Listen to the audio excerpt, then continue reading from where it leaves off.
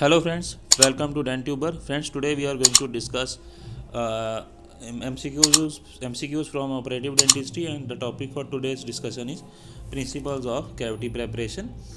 And first question is, before we start with the first question, I request you to subscribe to my channel if you have not already subscribed. Like the videos and share the channel with my friends, and also press the bell icon so that you can get the notification of the latest videos.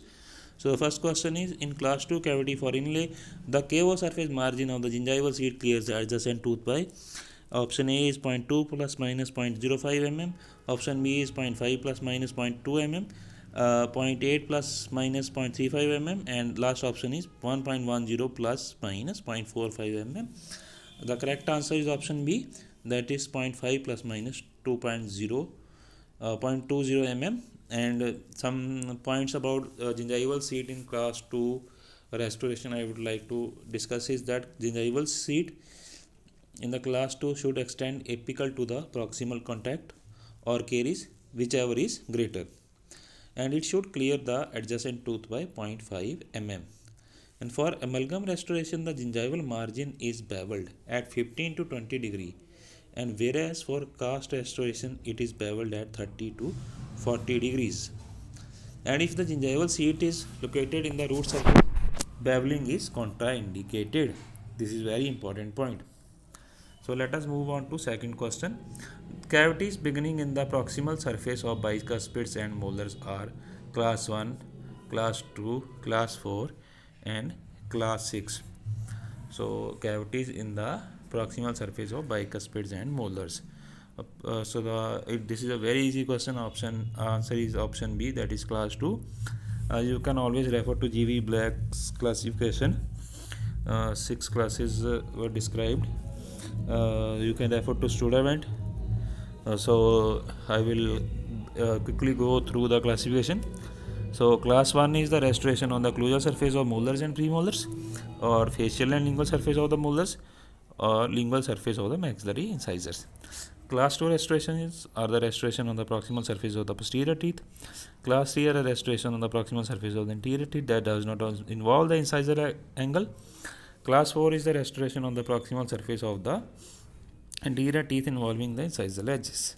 Class 5 are the restoration on the gingival third of the facial or lingual surface of all the teeth. Class 6 is the restoration on the incisal edge of the anterior teeth or occlusal cusp height of the posterior teeth. Next question.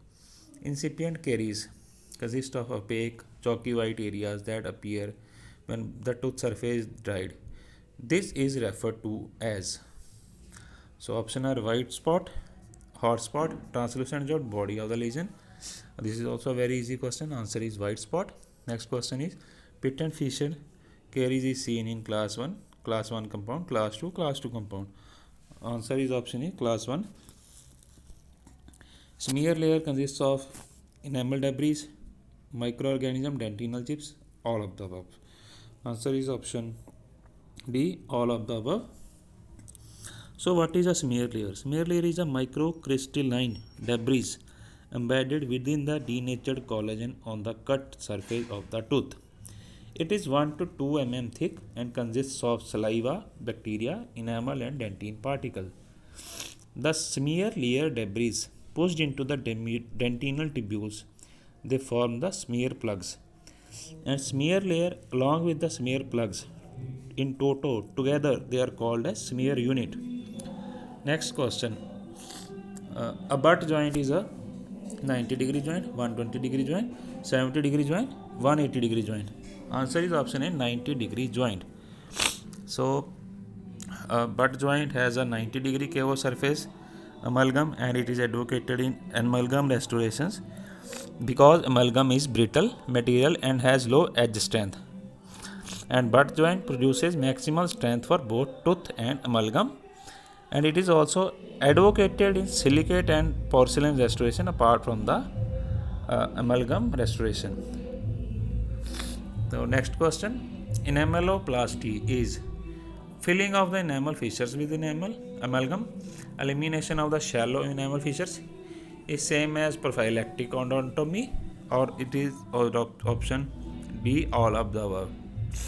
So the correct answer is option B, elimination of shallow enamel fissure. So, if we define enameloplasty, it is the process of conversion of shallow pit, grooves, or fissures into a rounded or saucered self-cleanseable area. Fissures that does not extend more than 1/3 of the enamel depth are removed by enameloplasty. This is a very important point. Next question: a prepared cavity is best protected from moisture by cotton roll, saliva ejector, rubber dam, paper napkin. Obviously, rubber dam. So, moisture control. What is moisture control? It refers to exclusion of circular fluid, saliva, and blood from the operating field.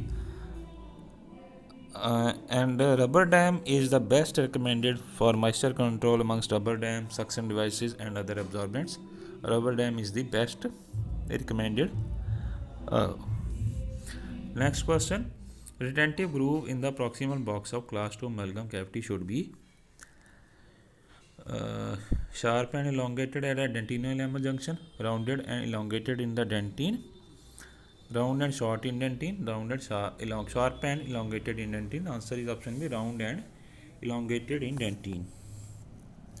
So, locks are for amalgam and grooves for cast metal restorations provide additional retention for proximal portion of the tooth preparation. Further, they increase the resistance formed. They are placed in the exofacial and exolingual line angles 0.2 mm inside the dentino-enamel junction. They are started at the exofaciogingival or exolingual gingival point angle and terminated at the exofaciopulpal or exolingopulpal point angle. Next question: the term primary prevention means all of the following except planning the patient's diet, prophylactic odontomy, topical application of fluoride, extending cavity preparation to prevent recurrence. Answer is option D, that is extending the cavity preparation to self-cleansing areas and including the pits and fissure to prevent the recurrence of caries is not primary prevention, but it is known as extension for prevention. Okay. Next question, let us move on to next question. Infected dentine shows both organic and inorganic components in reversible form, both organic and inorganic components in irreversible form, organic component in irreversible and inorganic component in irreversible form, inorganic components in irreversible and organic components in irreversible form. Answer is option B, that is it contains both organic and inorganic components in irreversible form. So, infected dentine has bacteria and collagen that is irreversibly denatured. It is not remineralizable and must be removed. Infected dentine has no bacteria. The collagen is reversibly denatured and remineralizable. It is dark brown in color, hard in texture, and should not be excavated. 1% acid rest solution and 0.2% propylene glycol solution discloses the infected dentine. Deepening the pulpal floor during cavity preparation provides for outline form, retention form, convenience form, resistance form. So, answer is option D, that is resistance form. So, how is the resistance form obtained? Let us briefly discuss. Resistance form is obtained by relatively flat pulpal and gingival floor, box shape cavity preparation, inclusion of weakened tooth structure, rounded internal line angles, adequate thickness of restorative materials, reduction of cusps for capping when indicated. Deepening of pulpal floor increases the resistance form by increasing the bulk of the restoration. Next question: in which type of lesion hibernation of dentine is seen? Acute caries, chronic caries, arrested caries, root caries. Answer is option C, arrested caries. And hibernated dentine is also known as sclerotic dentine, and it is typically the lesion is typically open, hard, and dark. Next question: in cases of deep carious lesion, incomplete development is done to allow sedentary dentine formation first, secondary dentine formation first to seal the cavity and create aseptic field. To prevent pulp exposure and allow a thin layer of dentin to remain, avoid microlesion. Answer is option C, to prevent pulp exposure and allow a thin layer of dentin to remain.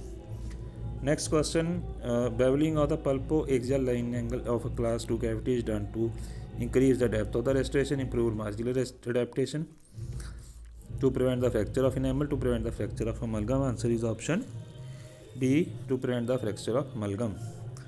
So what is beveling? Beveling or rounding of the pulpo-axial external, that is the external line angles, increases the resistance to fracture of restoration by increasing the bulk of the restoration and by preventing the stress concentration created by sharp line angle. Beveling is done by the gingival marginal tremor or the GMT. Okay friends, this is all about today's video. I hope you really like the video. If you like the video, please hit the like button and also share the video with your friends and subscribe to my channel. Soon we will be back with the new video with more MCQs. Till then, keep studying and keep enjoying. Bye friends, take care friends.